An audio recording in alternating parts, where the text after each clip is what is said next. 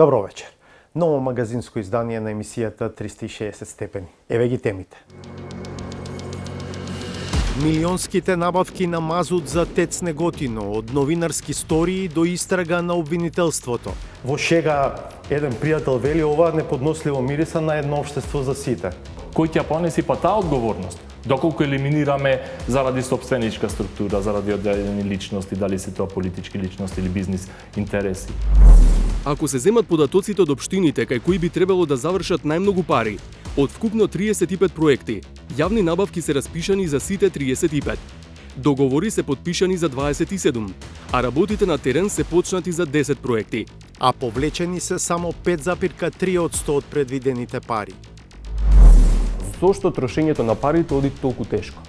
Затоа што трошењето на пари и во првиот, и во јавниот, и во вториот јавен повик ќе се базира на извршена ситуација. 8,5 милиони евра потрошени за службени возила во изминатите 2 години. Најскапи од 55.000 евра купиле државна видеолотарија, комуналец Кавадарци и општините Битола и Шуторизари. Возилото не е некаков луксус. Јавното обвинителство ги сомничи собствениците и управители на компанијата РКМ за штета на државниот буџет од неверојатни 167,5 милиони евра, што неверојатно е вкупната сума за која му продале мазут на ТЕЦ Неготино од 2021 до 2023. Еден од елементите што бодеа очи во тоа време беше влегувањето на тогаш известниот Ерџан Сулковски во собствеништвото на фирмата, чиј единствен газда до тој момент беше Радко Капушевски. Сулковски доби 65% од собствеништвото за само 24.000 евра, во момент кога РКМ веќе имаше добиено милионски бизнис со државата. Од она што се случува деновиве, пак впечатлива е разликата меѓу наводите на премиерот дека станува збор за мазут опасен по здравјето на граѓаните и истрагата на обвинителството во која не се спомнува таков аспект. Александар Димитриевски со повеќе детали. Веќе е стара веста од почетокот на неделава дека јавното обвинителство отвори истрага за Радко Капушевски, Ерџан Сулковски, Асмир Јаховски, Васко Ковачевски и уште 9 други лица за злоупотреби при набавката на мазут за ТЕЦ Неготино. А заборавени се, но е добро време да подсетиме на вестите што 360 степени и други медиуми низ годините ги објавуваа на оваа тема. Во шега, еден пријател вели ова неподносливо мириса на едно општество за сите. Кој ќе понеси па таа одговорност? Доколку елиминираме заради собственичка структура, заради одделени личности, дали се тоа политички личности или бизнис интереси. Значи ние затоа има истражни органи. Дали треба да заклучиме дека семејството Ахмети е во бизнисот со увоз на мазут? Unë u siguroj që familja Ahmeti nuk ka fare të bëjë me se kishte emrin Erџан Сулковски. Што се знае и што се знаеше за случајот во кој обвинителството ја проценува злоупотребата на 167,5 милиони евра.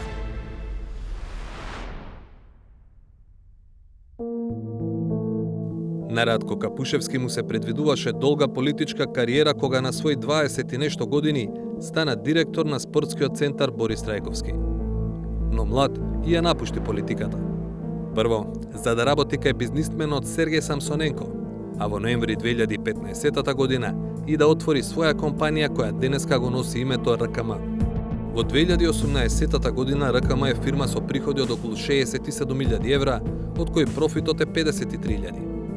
Компанијата бележи раст и во 2019 и во 2020. Но клучно за оваа сторија е што се случува на приходната страна, кога на крајот на 2021 година и почетокот на 2022 година на РКМ и успева да склучи 2 договори со државните електрани на Северна Македонија за набавка на мазут за ТЕЦ Неготино во вкупна вредност од 112 милиони евра. Договорите ги обелоденија колегите од ИРЛ по неколку месечно истражување, бидејќи СМ не ги објави јавно. Новинарите дознаа дека компанијата тогаш испратила барања за понуди за набавка на мазут за ТЕЦ Неготино до сите компании од секторот, но дека никој не се нафатил. Тоа го отвори прашањето од каде релативно малата РКМ имала капацитет да набави толку мазут, и тоа во време на енергетска криза. На прашање на ИРЛ од каде е увезен мазутот, од ЕСМ ни одговорија дека компанијата РКМ доставила список на земји со потекло и компании кои ќе го продадат мазутот. ИРЛ упати прашање до сите компании. Рафинериите ОМВ од Австрија и ИНА од Хрватска тврдат дека не соработуваат со никого во земјава. Од ЕСМ во своите одговори до ИРЛ велат дека тие не побарале договори со компаниите добавувачи, туку само тие да се наведат. Само неколку месеци откако ИРЛ го објави овој текст, во РКМ се случува нечуено нелогична прераспределба на собствеништвото. Радко Капушевски како газда на компанијата која во тој момент има тендери од 112 милиони евра со државата, продава 65% од својата фирма за само 24.000 евра. На лицето Ерџан Сулковски.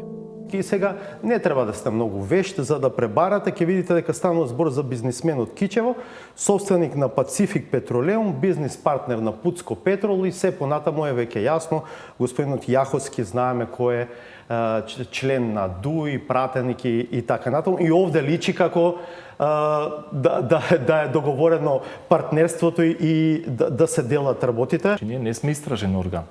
Доколку за било која јавна набавка економскиот оператор кој што доставил понуда ги исполнува сите критериуми и сите услови, согласно закон за јавни набавки, ние мора да ги прифатиме тие понуди.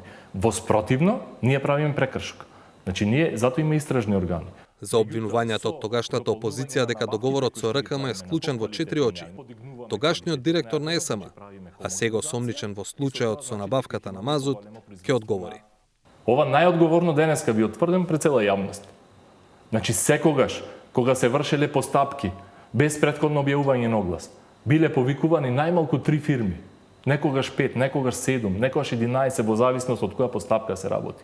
Меѓутоа, кога веќе некој ве обвинува за договори во 4 очи и покажува со прст кон некого, тој истиот, кој што денеска и вчера и секој ден, додека трај кризата, не обвинува, истиот тој човек седел на моето столче и бил директор во ЕЛЕ. И во неговиот мандат и период имало 44 постапки со без објавување на оглас, односно со постапки со преговарање. Дали тогаш не биле договори во 4 очи? и цели камунци.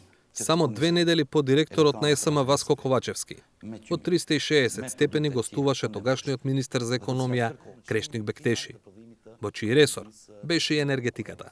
На крајот на август во фирмата која што го увезува мазутот за ТЕЦ Неготино, каде што собственик беше само Радко Капушевски, влегува сега еден господин од Кичево, патен вие сте од Кичево, мислам дека родом, кој што е близок бизнис партнер на еден од вашите пратеници, Исмаил Јаховски и неговата фирма, и некако таа коинциденција за која што зборував како да навистина е очигледна. Kështu, unë kam biseduar me zotri Jahoskin dhe sipas informacioneve të mia të cilat I kam, kompania e tij nuk e furnizon me mazut elektoranët e Maqedonisë së Veriut. Biznismenit të cilët e theksuat ju, sipas të gjitha të dhënave, po atë din edhe opinioni, kur nuk ka qenë I afërt me shumicën për momentin, për shkak se ka funksionuar edhe gjatë periudhës на Facebook профилот му е полн со слики со Исмаил Јаховски, да речеме. Меѓу другото, таа фирма компанија РКМ, ја снабдува општина Пласница, од каде доаѓа господин Јаховски, исто така со РКМ, të cilën e theksuat ju, me sa e di unë, ka punuar edhe më parë, edhe me elektronat e Maqedonisë së Veriut, por edhe me shumë institucione të vendit. Kompania RKM u thiqet nga zotri Kapusheski dhe të gjitha kompanitë të cilat merren me tregtinë e naftës dhe derivateve të naftës kanë mundësi që të aplikojnë ato thirrje publike. Известно време по овие интервјуа на површина излезе сознанието дека Ерџан Сулковски пред да купи 65% од фирмата на Радко Капушевски, бизнис за кој сега е осомничен, во истата 2022 година влегол и во друга фирма, КСА Интернационал.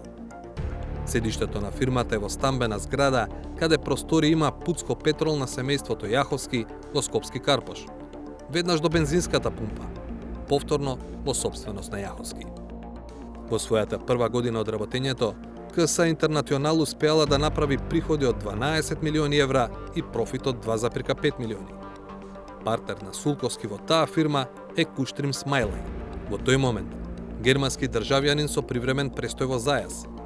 Во документите од Централниот регистар не пишува дека истиот Куштрим Смајлај е и зет на лидерот на Дуи Али Ахмети, сопруг на неговата ќерка Ускана. Дали треба да заклучиме дека семејството Ахмети е во бизнисот со увоз на мазут? Unë u siguroj që familja Ahmeti nuk ka fare të bëj me se kishte emrin Erxhan Suljoski. Kushtrim го знаете. Kushtrimi është dhëndri jemi, Uskana është shumë e vërtet që është vajza e ime, por prokuroria, gjyqësia, asnjë nuk është në amnesti, por të gjithë janë të barabartë përpara ligjit. Dhe unë nuk mund t'ja ndaloj kërkuajt, zotë familjes time, që të mos kenë aktivitete. Por ua kam bërë të ditur, që përpara ligjit janë si çdo qytetar të barabartë. Куштрим Смајлај не е меѓу осомничените во истрагата на обвинителството. Повеќе не е ниту бизнис партнер со Ерџан Сулковски. Сулковски му го продал својот удел на Куштрим Смајлај во 2023-та за само 2500 евра, колку што му бил основачкиот влог и покрај свртените 12 милиони евра претходната година. Тоа на што укажуваат ваквите врски е тесна, семејна, партиска и бизнис прега во доходовните државни тендери и договори. Она што е неспорно во моментов е соопштението за отворената истрага на обвинителството. Под сомнеш се 13 лица. 2 се од РКМ. Не се именувани, но можат да се препознаат. Радко Капушевски и Ерџан Сулковски. Во периодот на 2021-2023 година, двајца осомничени во својство на основачи и управители на кривично одговорното правно лице, свесно повредувајќи ги прописите за постапката за јавен повик за набавка на мазут за потребите на ТЕЦ Неготино, поднеле невистинита документација. Со намера да го изиграат договорот, не ги извршиле обврските и ги повредиле правилата, остварувајќи корист од големи размери. 9 мина осомничени, вклучувајќи го и поранешниот генерален директор Васко Ковачевски, се од СМ. Во намерата со умисла им помогнале осомничените вработени во АД Електрани на Северна Македонија Скопје, кои се наоѓале на високи позиции од генерален директор и директори на сектори до председатели и членови на комисии поврзани со јавни набавки. Иако знаеле дека правното лице не ги исполнува бараните критериуми за носител на јавната набавка, помогнале да се склучат договори за јавна набавка во корист на истото и му овозможиле да испорачува мазут се до 24.2.2023 година. Не именува ни газдата на Пуцко Петрол Асмир Јаховски, но неговата улога обвинителството ја опишува вака. Врз основа на договор за посредување и анекс кон договорот, склучен помеѓу осомниченото правно лице и осомничен сопственик на правно лице со иста дејност, во 2 наврати биле префрлани средства од вкупен износ од 72 милиони денари за наводно извршени работи согласно договорот кој представувал само привидно средство за вршење на предметните трансакции. Осомничениот така примените парични средства, свесен за нивното потекло, со цел да ја прикрие нивната локација, ги трансферирал по основ на позајмица кон своето правно лице. Многу работи засега се нејасни. Например, зошто јавното обвинителство пресметува штета од 167,5 милиони евра, колку што веројатно изнесувале сите тендери, кога е познато дека ТЕЦ Неготино работеше со тој мазут. И не помалку важно, што премиерот тврди дека мазутот бил токсичен. Овие луѓе кои што правеле стотици милиони евра бизнис на грбот на граѓаните, практично се богателе на грбот на македонските граѓани со тоа што користеле такви недозволиви, би рекол, средства и согорувале таков тип на недозволиви материи со што го загрозувале на животот и го уништувале единственото право на живот кое што е уставно гарантирано за сите граѓани. За сега нема ниту збор за такво нешто во истрагата што ја отвори обвинителството за гонење на организиран криминал и корупција. Додека трае вториот повик на владата за финансирање инфраструктурни проекти за општините, за што од Илинденска број 2 велат дека се подготвени да подпишат договори во износ од 250 милиони евра, направивме анализа на првиот повик. Колку од најавените 100 милиони евра завршија во подпишани договори? Има ли дискриминација на политичка основа? Како оди реализацијата на терен и колку пари реално се потрошени досега? Одговорите од Зоран Јовановски. Пред околу еден месец, владата објави нов повик до општините за поддршка на локални инфраструктурни проекти од државниот буџет. Извршната власт тврди, има 250 милиони евра за програмата. Со реализација на овие проекти, очекуваме значајни подобрувања во секојдневието на нашите граѓани. И додека повикува на распределба на нови 250 милиони евра, владата се уште не излезе со прецизен преглед како се трошат парите од првиот повик. Тогаш беше најавено дека има 100 милиони евра, а повикот беше објавен во септември 2024 година. Затоа ги собравме сите расположливи информации од ресорните министерства и ја направивме првата мини база на податоци. Таа вклучува информации колку договори се подпишани, колку чинат, која општина, колку пари и за кој проект доби. Општините подпишаа договори со Министерствата за транспорт, култура, спорт, образование, животна средина, социјална политика, демографија и млади. Одобрени се вкупно 288 проекти на 78 општини. Вкупната вредност на проектите е околу 75 милиони евра, а не 100 милиони, како што најавуваше владата. По средувањето на проектите, дојдовме до сознанието дека општината која добила најмногу средства е Куманово, речиси 4 милиони евра за реализација на 3 проекти. Втора е Битола со околу 3 милиони 750 илјади евра за 16 проекти. Речиси исто добило и Тетово, но за 3 проекти. Следува Аеродром со 3,4 милиони за 9 проекти. Топ 5 листата ја заокружува Газибаба со 3 милиони евра за 4 проекти. Поголем предизвик беше да провериме колку од одвоените 75 милиони се всушности потрошени. Па наместо да започнеме невозможна мисија во форма на отчет за секој од 288 договори одделно, решивме до заклучок да дојдеме преку примерок. Во Кумановската индустријска зона Речица се реализира најголемиот од трите проекти на општина Куманово. Се работи за изградба на подземна и надземна инфраструктура како водоводна и канализациона мрежа и дел од внатрешните сообраќајници со осветлување. Ќе чини 3 милиони 425 илјади евра. Се отвараат можности со изградба на ова инфраструктура за продажба на државно градежно неизградено земјиште на потенцијални инвеститори, чиј интерес е многу голем и со тоа и развојот на стопанството во нашиот град и воопшто во државата. Градоначалникот смета дека ова е капитален проект. За него се издвоени околу 85% од вкупната сума за трите проекти на општината. Но вели дека помалите проекти не се помалку важни. Во моите разговори и со премиерот, и со министерот за финансии, и со ресорниот министер за транспорт и врски и останатите министри од владата, веќе разговаравме да следните повици во теков на 2026 година, повици кои што многу значат за нас, општините и локалните самоуправи, се насочуваат во оваа насока во одредени проценти да се решаваат овие елементарни комунални проблеми кои што ги споменавте вие и дополнително да се реализираат стратешки проекти како по примерот на општина Куманово. Ставено се на купче, Куманово има распишано тендери за сите три, односно за 100% од своите проекти. Едната јавна набавка се уште е во тек, што значи дека има подпишано договори за 66,7% од проектите. И за двата се почнати работи на терен, но општината нема потрошено ниту денар од државниот буџет.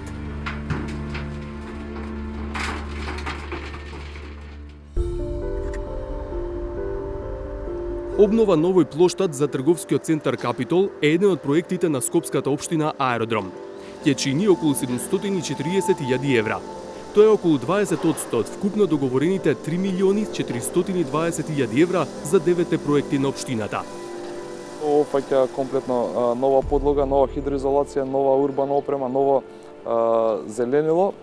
Отпочнаме со реализација на овој проект пред неколку недели, согласно договорот рокот за завршување работите изнесува 4 месеци и очекувам согласно динамиката дека економскиот оператор ќе заврши на време. Градоначалникот смета дека средствата за вакви проекти се добре дојдени, ако се имаат предвид буџетите на општините и можноста за реализација на капитални инвестиции. Иако можеби не изгледа така, но навистина се капитални проекти потребни за граѓаните. Овој проект кај што се наоѓаме во моментов чини 45 милиони денари, средства кои што општината имаше потешкоти сама да ги обезбеди од својот буџет. Од 9 проекти, во аеродром нема таков за кој не е распишана јавна набавка. Сепак, договори со изведувачи се склучени за 6 проекти, додека за другите постапката е во тек. На терен се работи на 2 проекти. До сега успеале да се потрошат 398.000 евра, односно околу 11,6% од парите за нив од буџетот. Од останатите топ 5 општини според одобрените средства собравме податоци без да ги посетиме. Битола има распишано огласи за јавна набавка на сите 16 проекти. Има склучено договор за 13, односно за 81,2% од проектите. На терен сепак се работи на 3. Кога е во прашање повлекувањето средства, досега повлекле и потрошиле 160.000 евра, што е околу 4,3% од парите кои се издвоени за оваа намена. Тетово има распишано огласи и исклучено договори за сите 3 проекти, но оваа локална власт ниту има почнато проект на терен, ниту има повлечено пари. И во Газибаба за сите 4 проекти има тендери, додека за 3 напредували со фазата на потпишување договори, па во моментов се работи на терен. Вкупно, оваа општина има повлечено околу 385.000 евра, што е околу 12,6% од вкупните средства. Или, ако се земат податоците од општините кај кои би требало да завршат најмногу пари, од вкупно 35 проекти, јавни набавки се распишани за сите 35. Договори се подпишани за 27, а работите на терен се почнати за 10 проекти.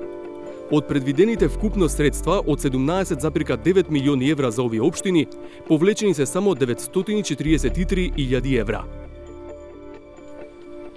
Ако овие општини се репер за останатите, тоа значи дека половина година по првиот повик, локалните власти успеале да потрошат само околу 5,3% од буџетот, кој извршната власт го резервирала за нив. Значи, трошењето во моментов не оди брзо, па може да се очекува да добие на темпо во следните месеци. А до крајот на годинава треба да има и локални избори.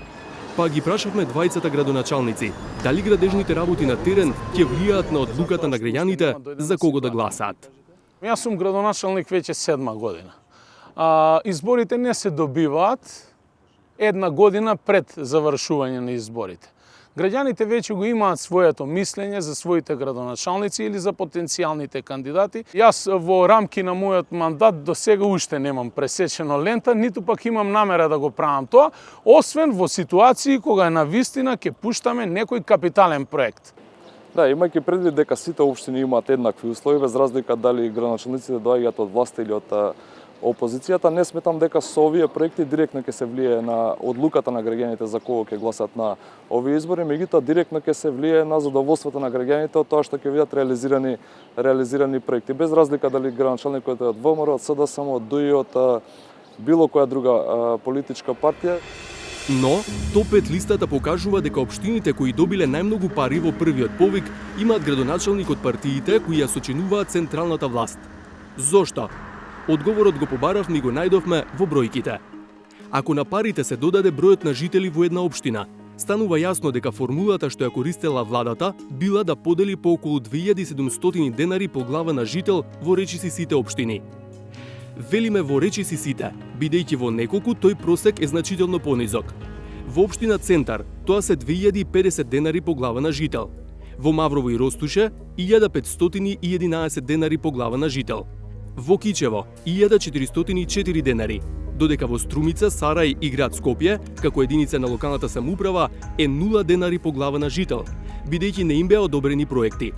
Случајно или не, сите општини од дното на листата се раководени од кадри на опозицијските СДСМ, ДУИ и во случајот на град Скопје од независната Данела Арсовска. Па ги прашавме во ДУИ и во СДСМ дали имат забелешка на распределбата на средствата, но не ни одговорија.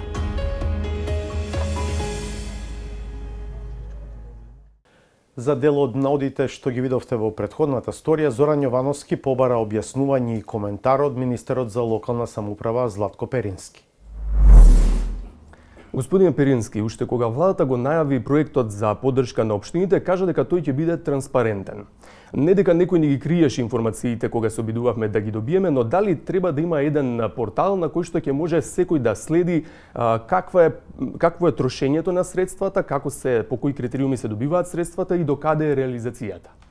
Па генерално првиот јавен повик, како и вториот, беше максимално според нас транспарентно и објавен и менаџиран, практично и комунициран со сите оние кои што би биле потенцијални корисници на средствата, тоа секако се локалните самоуправи. Чисто на кратко ќе ве потсетам, јас некаде августи и септември сите градоначалници ги поканив да дојдат во фази нормално во рамки на владата за да им презентирам отприлика што би можеле да очекуваат и секако исходот од првиот јавен повик е транспарентно објавен на веб страницата на владата и секој може да види практично с која општина во кој износ добила средства и за кои намени, тоест за кои проекти. Станува збор сепак за жива материја која што се менува од ден во ден и практично динамиката во делот на реализација е многу тешко во реална основа да ја пресликате во еден портал. Ние секако правиме пресеци на месечна основа и тие пресеци транспарентно ги соопштуваме со јавноста. Да, ги има на сајтот на владата, меѓутоа дали може да се направи уште една графа каде што ќе се следи можеби процентуално реализацијата на секој од проекти? Најверојатно може. Не сме разговарале на оваа тема и добра е сугестијата, ќе ја разговараме во рамки на координативното тело и ќе видиме со каков исход можеме да излеземе, но на крај на денот повторно кажувам и сега и додека траат овие јавни повици, секогаш ќе можете да добиете транспарентна информација врз основа на едно јавување или едно интервју. Податоците покажуваат дека во првата фаза досега се подпишани договори во вредност од 75 милиони евра. Вие најавувате 100 милиони евра. Зошто овие 25 милиони евра не се потрошени? Па генерално првиот јавен повик беше позициониран до 6 милиарди денари, исто како што и вториот. Ние велиме дека вториот ќе бидат ставени средства до 15 милиони денари. Сепак евалуацијата ја праве евалуационите комисии во рамки на ресорните министерства и врз основа на оние два веќе познати критериуми се додели овој квантум на пари. Да не заборавиме дека во Министерството за транспорт има плюс уште една програма која што е некаде во висина од 900 милиони денари, која што е наменета исклучиво за локалната самоуправа во делот на реконструкција на патна инфраструктура. Дополнително тука се средствата кои што се наоѓаат и во Министерството за животна средина, така да на некој начин ние ја заокружуваме и повеќе од 6 милиарди денари минатата година во делот на поддршка на инфраструктурни проекти во делот на локалните самоуправи. Што се случува со вишокот средства? Вишокот средства нема вишок средства, значи оние договори кои што државата ги превзима практично како обврска врз основа на подпишувањето на договорите Велам до 100 милиони. Па имено тоа се трудев да ви објаснам. Значи тие да речеме програми кои што се финансираат преку останатите ресори, ако што не се во подпрограмата АА, практично и ќе ја надминат вредноста од 6 милиарди денари. Нема да се лимитираме на 6 милиарди денари. На крај на денот и во вториот јавен повик, ние не можеме од старт да кажеме дека ќе имаме проекти во висина до 15 милиарди денари. Можеби во моментот локалните самоуправи ќе бидат подготвени да аплицираат со 13 милиарди, можеби ќе бидат со 17 милиарди, значи се тоа ќе го видиме на крај како исход што ќе излезе.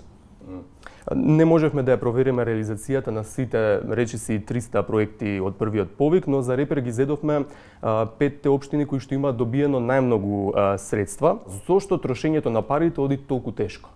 Затоа што трошењето на пари и во првиот, и во јавниот, и во вториот јавен повик ќе се базира на извршена ситуација, тоест на првавремена ситуација. Како ќе се завршат фазите во делот на реализација и имплементација на проектите, така ќе следуваат тие времени ситуации врз кои што ќе од централниот буџет ќе се префрлаат оние наменски средства за локалните самоуправи. Претпоставам дека тој процент во моментот е низок заради тоа што ние некаде кон крајот на ноември го затворивме првиот јавен повик, потоа локалните самоуправи имаа обврска да интервенираат во делот на ребаланс на буџет, во делот на измена на програмите, потоа да објават јавни набавки за избор на изведувач и потоа влеговме во зимските месеци каде што не беше возможно практично градежна офанзива и во таа насока претпоставувам дека самиот процес беше екстензиран, да не можат веднаш да се воведат во работа и претпоставам дека во периодот кој што ќе следи ќе се интензивира оваа реализација во дел на ефектуирање на буџетски средства. Добро, малку за самите проекти.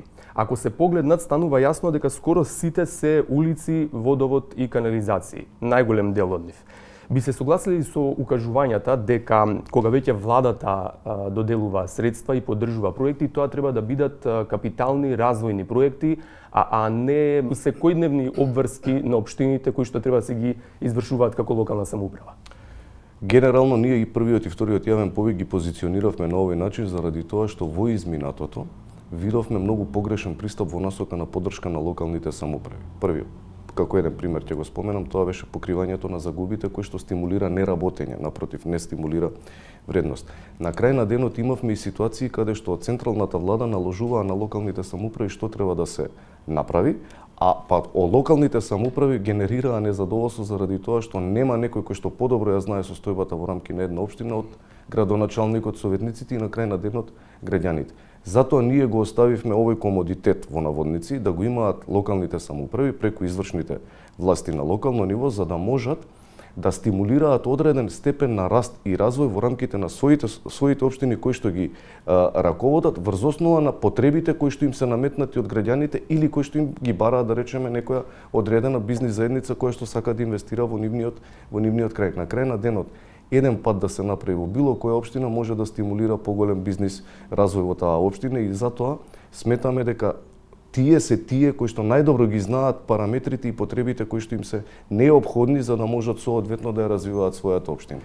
Така, меѓутоа и некои од градоначалниците сметаат дека тоа треба да бидат тековни обврски на општините, реконструкција на улица, доградба на водовод и така натаму, а овие средства да се користат на пример за изградба на цело училиште, за пробивање на нова улица и така натаму. Сте разговарале со некој од нив на оваа тема? Апсолутно дека сме разговарале, на крај на денот од сите градоначалници, повторувам, од сите, без разлика на од која политичка партија, доаѓаат се презадоволни од оваа мерка заради тоа што, повторно ќе кажам, тие се тие кои што најдобро знаат во која насока треба да ги инвестираат. И на крај на денот, можеби делумно да се согласам со констатацијата дека и државата треба да интервенира во која насока можеби би требало да се развива образовната мрежа, можеби мрежата на градинки и така натака, но на крај на денот, ако ние димензионираме од централа, можеби во дел на параметрите кои што им се потребни на самите локални самоуправи, ќе изместиме, ќе поместиме и нема да соодветствува во целост. Затоа рековме, имате средства на располагање, направете она што е најцелисходно за вас. И овие мерки не може да траат до недоглед. Ние мораме да поставиме механизам кој што на самите локални самоуправи ќе им даде комодитет согласно можноста да си прибираат сопствени извори на финансирање, значи тој параметар и тој капацитет да им го подигнеме и овие средства кои што ги добиваат од централната власт на крајот на денот да можат сами да си ги заработуваат во иднина. Тоа е значи крајната цел. Од податоците што ги прибравме се гледа дека се водело сметка да се добие иста сума по глава на жител во општините, а тоа е околу 2700 денари, ама има општини кои имаат значително помалку од оваа сума. Две општини не добија, има неколку општини кои што се на дното на листата со 1500 денари по глава на жител, колку што чинам. Скоро сите тие општини се со градоначалници од опозицијата. Како се погоди баш така? Па видете, еве да кажем општина Центар која што исто така со градоначалник од опозиција доби 90 милиони денари за реконструкција на салата градски парк, тоест на салата на кошаркарскиот клуб работнички. Немаше овде селективен пристап. И тоа може да го потврдат овие бројки кои што пред малку ги говоревме. Во суштина, но на пример општина Кичево мислам дека има 1500 денари по глава на жител, додека просекот е 2700. Зошто е така тоа? Не можеме ние повеќе да ги мотивираме градоначалниците од ова што им го ставаме на маса за да го искористат. Ако градоначалникот немал спремен проект или не аплицирал согласно вториот критериум сега зборам, не аплицирал на време, ние не можеме со сила да направиме ништо. Имаат на располагање средства кои што треба да ги искористат. Од една страна, пер капита факторот е секако ограничувачки во дел на максимум, не во дел на минимум, но од друга страна, ако нема релевантен проект кој што некој ќе ни гарантира дека истиот ќе се реализира во догледно време, ние не можеме да одвајаме средства за тие општини. Уште од самата промоција на оваа идеја, владата да поддржува инфраструктурни проекти на општините, има критики дека целиот овој проект е за заекнување на позицијата на владата пред локалните избори. Кои се вашите аргументи дека тоа не е така? насмевката на лицата на граѓаните. Долго време во оваа држава не се креираа мерки кои што се одржливи и кои што влијаат на подобрување на квалитетот на живот на граѓаните.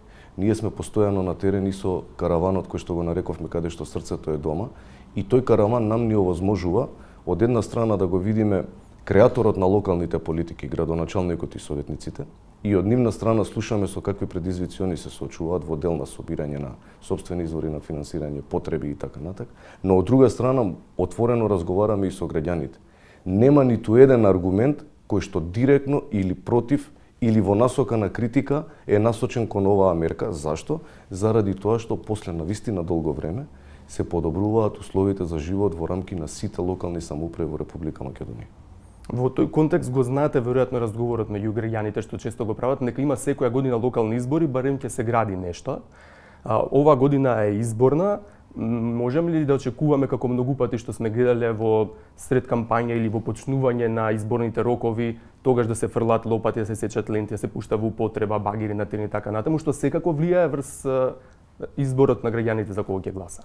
Јас неколку пати веќе ова го споделувам во јавноста и навистина мислам и верувам во тоа дека Македонија нема веќе нема комодитет, ниту еден ден повеќе да изгуби во непродуктивна политика. Овие граѓани овде како што живеат и творат во рамки на цела територија на нашата држава се уморени од гола политика и од креирање на политички циркус. Замислете ние да треба да чекаме да во изборна година не смееме да сработиме ништо. Ние имаме 4 годишен мандат и планираме да го искористиме секој еден ден за да го подобриме и подигнеме квалитетот на живење на граѓаните. Но да ги следите роковите и законските надлежности. Апсолутно, тука никој не спори. Добро, ви благодарам за разговорот. Ви благодарам на можноста.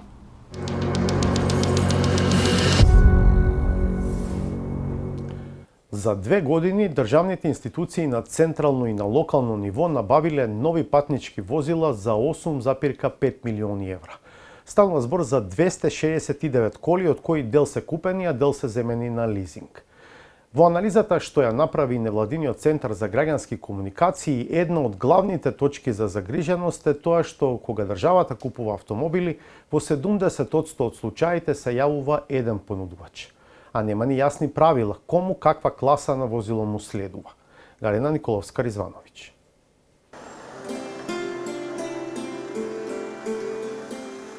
Општината Шуто-Оризари важи за една од најсиромашните во Скопје, а штом локалната самоуправа нема доволно пари во буџетот, тешко излегува во пресрет на потребите на граѓаните.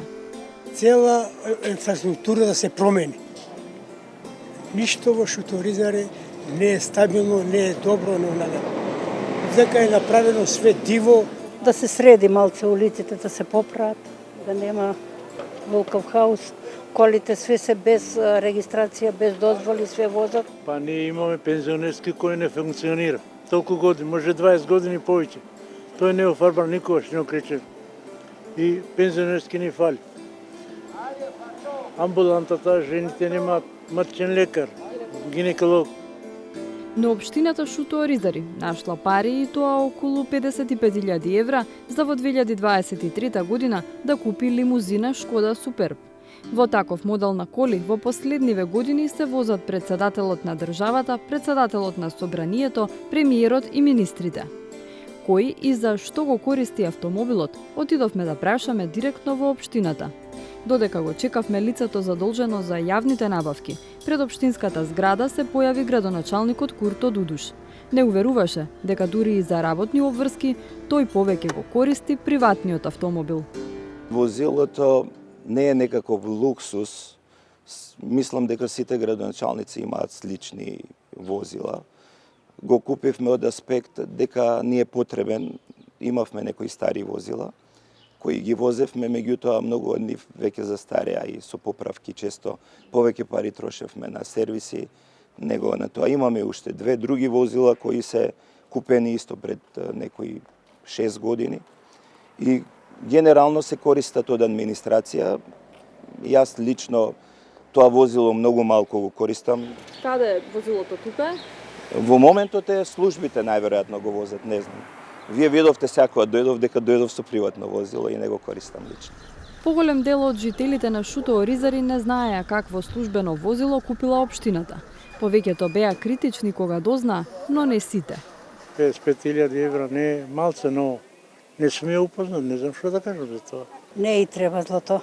Не и треба и све тротуари зафатива, нигде не можеме да поминеме. Овде у Шутка хаос. Биде им треба превозно средство, разбираш. Превоз. Сега која цена како цена они им треба, значи и они треба да работат, да комуницира, да прават мамо тамо, да кажеме. И сега што е ефтино? Нема ништо. Еден пипер е 300 динара, камо па кола. Кола е не тоа, ништо не тоа. Лимузината на Шуто Оризари е најскапото патничко возило купено од локалната или централната власт во 2023 и 2024 година. Ова го открива истражувањето на Центарот за граѓански комуникации, во кое невладината организација ги анализира сите јавни набавки на службени возила во претходните 2 години. На ранг листата пред Шуто Оризари всушност привремено беше Прилеп, откако општината на тендер избра исто така Шкода Суперб, но за 63.068 евра. Дали поради критиките во тамошната јавност, дали поради нешто друго, се пишманија. Договорот за набавка на возилото Шкода Суперб е раскинат и истата нема да се реализира. Планираните средства за исплата за возилото за 2025 година се пренаменети во програмата за култура за други поважни настани. Следни на ранг листата се Државна видеолотарија и општина Битола, кои исто купиле Шкода Суперб за околу 55.000 евра. Не е далеку кавадаречки комуналец со лимузина Opel Insignia и повторно Државната видеолотарија, која за 52.000 евра купила Mini Cooper S. Од општина Битола велат дека имале застарен возен парк и дека набавката била неопходна. Преку оперативен лизинг набавиле 5 различни Шкоди кои ќе ги користат во следните 4 години. Начинот на набавката пак го правдаат со праксата на владата и други институции. Ваквиот начин на набавка ќе овозможи доволен број возила согласно потребите на општината, а од друга страна, истите на трошок на економскиот оператор ќе може да се сервисираат и одржуваат во целиот 4 годишен период. Ова ја потврдува финансиската, но и оперативната исплатливост во споредба со набавка на возило во трајна сопственост или со финансиски лизинг. Нагласуваме дека сите набавени возила се користат од општинската администрација без ексклузивитет на градоначалникот.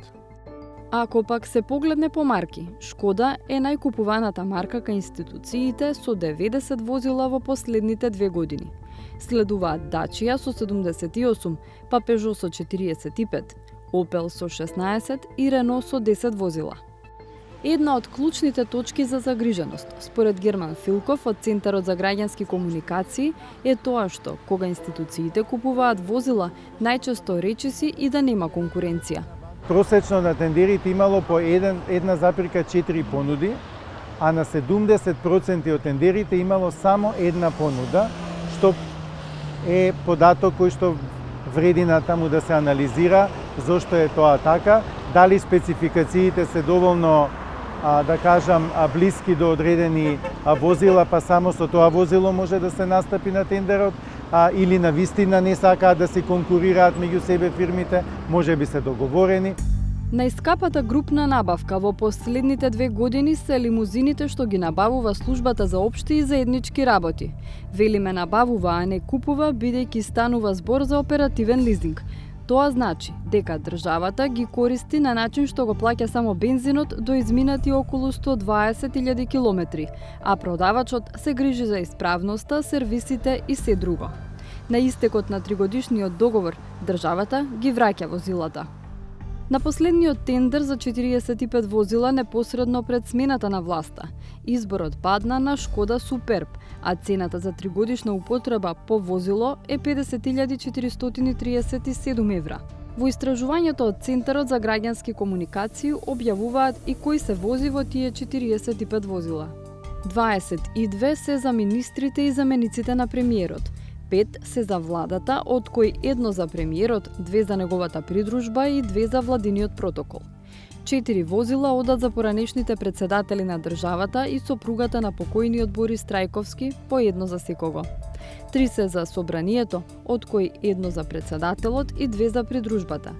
3 се за службата за општи и заеднички работи за обслужување странски делегации. 2 се за поранешните премиери Џафери и Ковачевски и потоа по едно возило има за председателката на државата, председателот на Уставниот суд, директорот на СОЗР, шефот на кабинетот на премиерот, генералниот секретар на владата и заменикот на генералниот секретар на владата. Меѓу препораките кои ги испраќаат до институциите од Центарот за граѓански комуникации е да се ревидира начинот на набавка преку оперативен лизинг, но и да се воведе правилник за класите на возила. Не велам да не се купуваат возила, меѓутоа да се види каква класа возило. Дали не треба да видиме просечно граѓаните што го полнат буџетот, какви возила возат, па тој просек да го префрлиме и во државните институции и тие да возат такви возила. Ако овде се возат едни возила, овде имаме од 60.000 евра, нешто не чини, затоа што тие не се пари на тој функционер што го набавил тоа возило. А секој од нив го има подпишано договорот, значи знае што набавил крајно да се направи список на институции, на функционери, на кој, односно кому му следува такво возило, од која класа и така натаму. Дали, не знам, на поранешните функционери мора да имаат такво возило. Тоа е поприлично реално. Директорот на службата за општи и заеднички работи Ивица Томовски веќе кажа јавно дека размислува да го напушти моделот на оперативен лизинг. Во гостувањето во 360 степени пред околу 2 месеца го спомна финансискиот лизинг како можно решение. Да ние учествуваме како држава со 20% од вкупната вредност на возилата, да повторно ги земеме на лизинг и тоа да дое као плаќање на рати и во истиот тендер да предведеме сервис од страна на понудувачот. Јас сум убеден дека ќе има пријавени понудувачи, нема да има само еден понудувач како сега, што било случаеве, и мислам дека ќе добиеме поевтина цена затоа што со тој економски лизинг, финансиски лизинг, на крај, после 3 години, тие возила ќе останат во сопственост на државата, каде што ние можеме како држава да ги продадеме. Но, кажа Томовски, во таа пригода владата нема намера да се враќа на долгорочна експлоатација на возилата. Зошто? Затоа што и воведувањето на оперативниот лизинг, каде за колата се грижи продавачот, било со причина да нема злоупотреби со гуми, сервиси и резервни делови. Ниту полицијата не е имуна на такви работи. Минатиот месец, обвинителството нареди претреси поради сомнеш за злоупотреби во одржувањето на возилата меѓу сервисирите и вработени во МВР. Измените и дополнувањата на законот за медиуми со кои интернет порталите ќе станат медиуми поминаа на владина седница и влегуваат во собраниска процедура. Ние ги прашавме граѓаните што мислат, дали порталите се медиуми, дали какви правила треба да им се наметнат, дали треба да добиваат државни пари за рекламирање на партиите.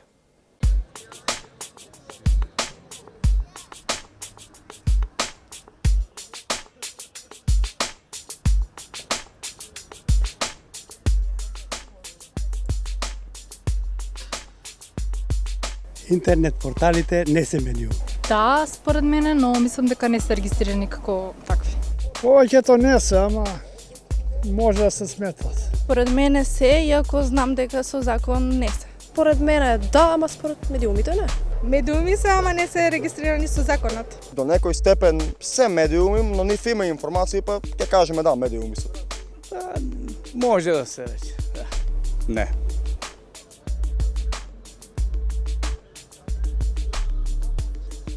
Не треба да бидат, пошто младиве се занесуваат многу по нив. Мислам дека да. Па да, според мене треба. Не знам сега дали треба да бидат, ама важно е не се баш добри. Не. Не. Па не треба. Треба, пошто нив има користи информација, ама има и многу штетни информации. Треба да бидат, да. Тука и јас исто така се двоумам.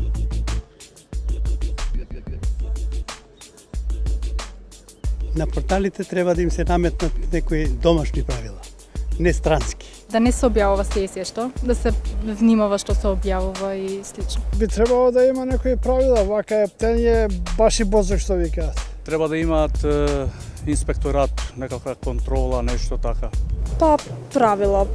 Според мене Ништо, пошто не го прифаќам тоа. Да се забранат некои работи, да не смеат да ставаат приватни ствари или ствари кои се општо непријатни за народот. Треба да има цензура за некои ствари и дека не се за интернет. Да има контрола врз нив и да не бидат толку пристрасни, нели, за да можат да се контролира сето тоа.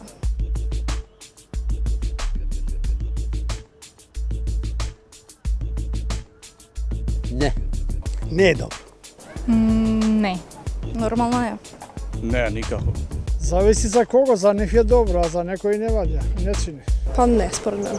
Тоа не е добро според мене. Не, сметам дека не е добро и не е коректно.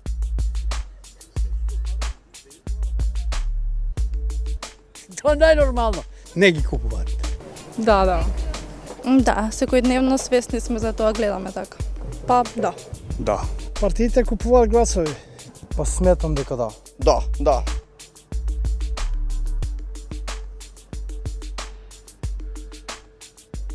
Не ви платат. Не ви плаќам. Не. Мислам дека може тоа да се случи без да се плати. Да. Не, мислам дека тоа треба да не следува бесплатно. Јас лично не. Не. А плаќам. Интернет имам, тоа го плаќам, а несвесно. Компензации, има реклами и слични работи. Од реклами може, од компензации да бидат попродуктивни, на тој начин повеќе ќе заработат. Па они живеат од лага. Порталите да живеат од различни работи. Од реклами, од било што различно. Спонзори да имаат реклами на нив. Разни спонзори, разни рекламации и така натаму.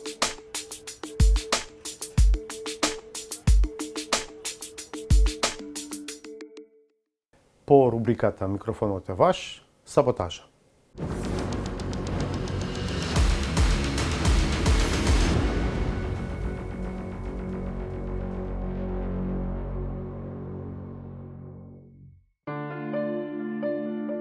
Штипскиот градоначалник изгледа настапува на огромно задоволство на публиката, особено на медиумската. Од таму и не зачудува како сервисирањето на редовните и плански преземени обврски се третира како специјална изведба на сценско дело. Денеска на репертоарот е улицата Коле Неделковски во населбата Блок 70, популарна помеѓу штипјани позната како населба Леваци.